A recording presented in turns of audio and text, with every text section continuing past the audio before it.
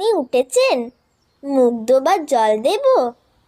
নরেন থতমত খেয়ে বলল, না না থাক, আমি হোটেলেই। মা বললে আপনি চা খেয়ে যাবেন, আমি মাকে বলে আসি। ইতিমধ্যে হাজারি চায়ের আসবাব হোটেলের চাকর দিয়ে পাঠিয়ে দিয়েছিল। টেপি নিজেই চা করতে বসে গেল। তার মা জলখাবারের জন্য ফল কাটতে লাগলো।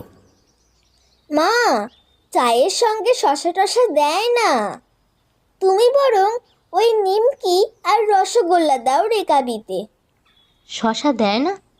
একটা ডাব কাটবো, বাড়িতে ডাব আছে। টেপি হাসতে হাসতে গড়িয়ে পড়ে আর কি।